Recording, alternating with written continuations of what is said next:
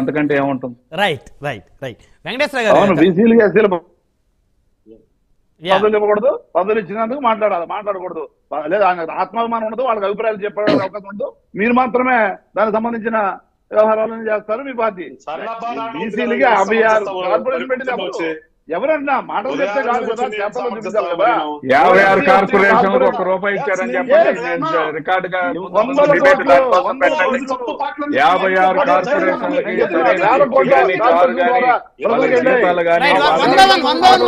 డబ్బులు కానీ మాట్లాడదాం. కార్పొరేషన్ గురించి మాట్లాడదాం రండి. దానికోసం డిబేట్ పెట్టండి. ఆయన పిలవండి. నారాయణమూర్తి గారు ఆగండి. 1 by 1 మాట్లాడుతున్నారు. వెంకటేశ్వర గారు మీరు కంక్లూజన్ ఇవ్వండి. వెంకటేశ్వర గారు మీరు కంక్లూజన్ ఇవ్వండి. సో గ్రామాల్లో ఫ్యాక్షన్ వాతావరణాన్ని ఎలాగ అరికట్టాలి? సో నాయకులు బానే ఉంటారు కానీ కార్యకర్తలు నలిగిపోతా ఉన్నారు ఎవరు అధికారంలోకి వచ్చినా. ఖచ్చితంగా మేమైతే చెప్తున్నాం. మళ్ళా చెప్తున్నాను, నేను ఇందాక కూడా చెప్పింది కదే, ఈ పరిస్థితులను చూసే పవన్ కళ్యాణ్ గారు ఇవాళ ఆంధ్ర రాష్ట్రంలో ఒక మంచి ప్రభుత్వం రావాలని కూటమికి వచ్చాం మేము. మీరు అన్నట్టుగా 100% కరెక్ట్. నాయకులు ఏమందండి, ఇప్పుడు ఇలా నాయకులు చూస్తే ఎవడున్నాడు? ఎలక్షన్స్ అయిపోతే అందరూ విహారయాత్రకు పోయారు. మొత్తం అవును 175 మంది విహారయాత్రకు పోయారు. ఇంత రావణ కాకుండా రాష్ట్రం ఉంటే ఆపద్ధ ముఖ్యమంత్రి అయినా నండలో కూర్చున్నాడు. ఇదే మేము తెలిసినట్టు ప్రజాస్వామ్యం. వచ్చి కూర్చోవాలి. నారాయణమూర్తి గారు ఆగండి. చంద్రబాబు నాయుడు గారు ఆపద్ధ ముఖ్యమంత్రి కాదు. మీరు కొంచెం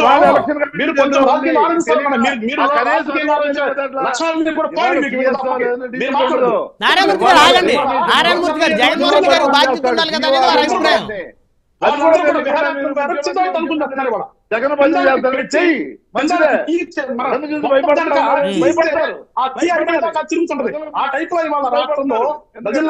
నారాయణమూర్తి గారు ఆగండి. వీళ్ళు మాత్రం ఎంజాయ్ చేస్తారు. తీర్చారు, వీళ్ళు మాత్రం ఎంజాయ్ చేస్తాను, ఇక్కడ తనుకుని చేస్తారు. అందుకని మేము చెప్తున్నాం పిలుపునిస్తున్న రాష్ట్రంలో ప్రజలారా, మీరు అందరూ కూడా యేసుక్రీస్తు గారు చెప్పినట్టుగా మీ పిల్లల కోసము మీ కుటుంబం కోసం చూసుకోండి. ఈ సోకాళ్ళ రాజకీయ నాయకులు ఎవరైతే ఉన్నారో ఇలాంటి ఫ్యాక్టరీస్టులు వాళ్ళని కాపాడటానికి మీ టైం వేస్ట్ చేసుకోవద్దు. మీ యొక్క జీవితాన్ని నాశనం చేసుకోవద్దు. ఇవాళ రాబోయేటటువంటి ప్రభుత్వంలో ఖచ్చితంగా ఇలాంటి వాళ్ళందరూ ఎక్కడ కూర్చోబెట్టాలి అక్కడ కూర్చోబెడతాం.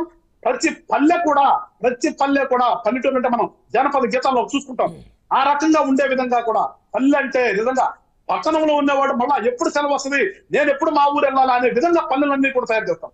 రానున్న పరిపాలన అంటే ఏ రకంగా చేయొచ్చు, పల్లెల్ని ఏ రకంగా కాపాడుకోవాలి, ఉన్నటువంటి ప్రజాస్వామ్యాన్ని ఏ రకంగా కట్టడి చేయాలనేది ప్రతిదీ కూడా కూడపోతున్నారు ప్రజలకు. అందుకని మీరు ఎక్కడ కూడా అధైర్యపడద్దు, ఆవేశాలకు పోవద్దు. కొంచెం ఒక్క వారం రోజులు మీరు ఓపిక పట్టండి. ఒక మంచి ప్రభుత్వాన్ని తీసుకొస్తాము. ఇలాంటి ఇప్పుడు ఏదైతే జరుగుతుందో రాక్షస క్రీడ జరుగుతుందో ఈ రాక్షస క్రీడని ఆపి మళ్ళా పరిపాలన అంటే ఈ రకంగా చేయొచ్చు. ప్రజాస్వామ్యం అంటే ఇది, రాజకీయ నాయకులు ఈ రకంగా ఉండాలి అనే భావన ప్రజలను తీసుకొస్తారు ఖచ్చితంగా. రైట్. మొత్తానికి కూటమి ఖచ్చితంగా 2 వారాలు కండిషన్ అండి. జవహర్ రెడ్డి ఉంటే మళ్ళీ గొడవలు అవుతాయి. జవహర్ రెడ్డిని తీసేయాలి. ఎంత భయపడుతున్నారు నాకు అర్థం కాదు. అంత భయం ఖచ్చితంగా జవహర్ రెడ్డి కుట్రదారు. ఎందుకంటే అతను ఉంటే ఖచ్చితంగా గొడవలు జరుగుతాయి.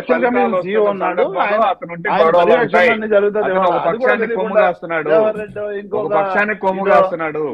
కొమ్ము కాసేవాడు పోయేటప్పుడు అన్ని రకాల నాశనాలు చేసిపోతాడు. జవహర్ రెడ్డి కాదు కదా పరిపాలించేది. నారాయణమూర్తి గారు కంక్లూజన్ ఇవ్వండి. రాష్ట్రంలో కొన్ని ఇబ్బందికర పరిస్థితులు జరుగుతున్నప్పుడు, ఫ్యాక్షన్ తగాదాలు జరుగుతున్నప్పుడు ఆపద్ధర ముఖ్యమంత్రిగా జగన్మోహన్ రెడ్డి గారికి ప్రజలకి కనీసం ఒక సందేశాన్ని ఇచ్చేటువంటి పరిస్థితి లేకుండా పోయిందా? నేను ఒకటే చెప్తా ఉన్నా, ఇవాళ ఎవరైనా కానివ్వండి, ఇప్పుడు ప్రజాస్వామ్యంలో ప్రజలు ఓట్లేస్తారు. వీళ్ళు ఎన్ని ఆటంకాలు చేద్దామన్నా కూడా అది జరగదు. ఇవాళ అనేక రకాలుగా ఇబ్బందులు పెట్టే కార్యక్రమం ఎవరైతే పురంధేశ్వర్ గారికి ఎవరు చెప్పారు, పురంధేశ్వర్ గారు ఇచ్చిన ఓన్లీ ఆఫీసర్ని, ఐఏఎస్ని, ఐపీఎస్ని మార్చిన తర్వాత అక్కడే మార్చిన దగ్గరే ఎలక్షన్ కమిషన్ మార్చిన దగ్గరే ఎందుకు అల్లర్లు జరిగాయి, ఎందుకు ఇలాంటివి ఇవన్నీ కూడా చూసిన తర్వాత సరే నారాయణమూర్తి గారు అడిగిన దానికి చెప్పండి. అవన్నీ సెకండరీ. జగన్మోహన్ రెడ్డి గారికి బాధ్యత లేదా?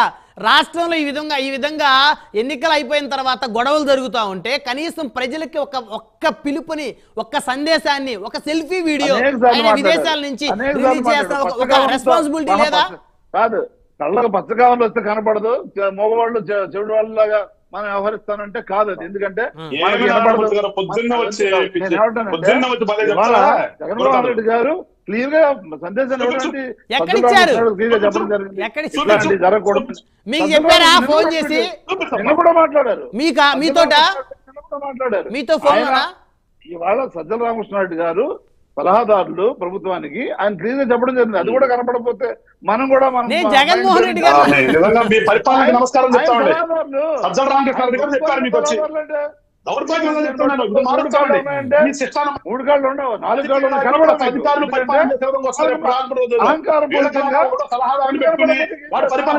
చెప్తున్నామేమో, అందుకనే ప్రజలు చెప్తున్నా ఖచ్చితంగా రాజకీయ నాయకుడు ప్లస్ అధికారి, ఐఏఎస్ అధికారి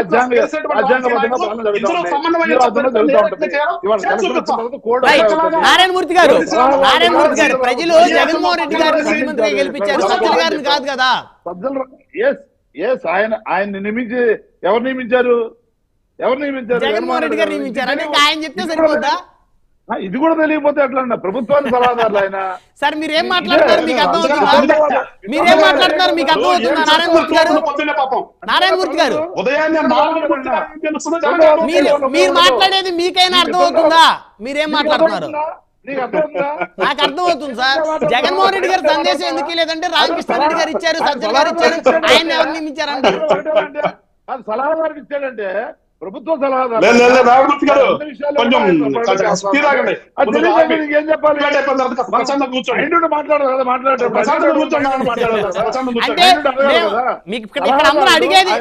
అందరూ అడిగేటువంటి ప్రశ్నలు తప్పు, మీరు చెప్పే సమాధానాలు రైట్, అంతేనా? మీరు అడిగే తప్పు అంటున్నా నేను. ఇప్పుడు మీరు మాట్లాడేది తప్పు, ఎందుకంటే సలహాదారుడు గారు ఇచ్చాడంటే దాని పరిగణలో తీసుకోవట్లేదంటే ఇంకేం చెప్పాలి? తీసుకోవట్లేదని ఎవరు అంటలేదు. ముఖ్యమంత్రి గారు ముఖ్యమంత్రిగా ఉన్నప్పుడు ఎందుకు ఇవ్వలేదని అడుగుతున్నారు. ఆయన ద్వారానే చెప్పేది కదా, అది ఆయన చెప్తేనే కదా సలహాదారు ఇచ్చేది. ఆయన కన్సర్న్ తీసుకునే కదా, ఆయన సూచనలు సలహాలు తీసుకునే కదా చేస్తారు.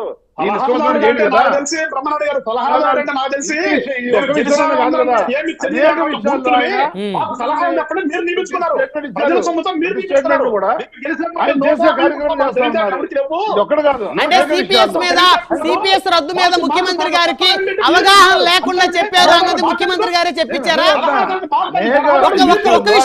ఒక్క విషయం నారాయణమూర్తి గారు, సిపిఎస్ రద్దు అనే అంశం మీద అప్పట్లో సజ్జల గారు ముఖ్యమంత్రి గారికి ఆ రోజు జగన్ గారికి అవగాహన లేకుండా చెప్పారన్నారు కదా. సో అది జగన్మోహన్ రెడ్డి గారు చెప్పమన్నారా? నాకు అవగాహన లేకుండా ఆ రోజు మాట్లాడాను సిపిఎస్ మీద, సో మీరు చెప్పండి అని చెప్పారా?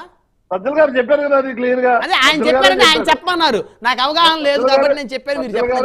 చెప్పారు సజ్జల గారు క్లియర్ గా చెప్పారు. దీన్ని బెటర్ గా ఏదైతే ఉద్యోగ సంఘాలు ఉన్నాయో వాళ్ళతో మాట్లాడి వాళ్ళ బెటర్మెంట్ మేము చేస్తా ఉన్నాం, వాళ్ళకి నచ్చినట్టుగా మేము చేస్తా ఉన్నాం, వాళ్ళ అంగీకారంతో మేము చేస్తా ఉన్నాం అని చెప్పారు.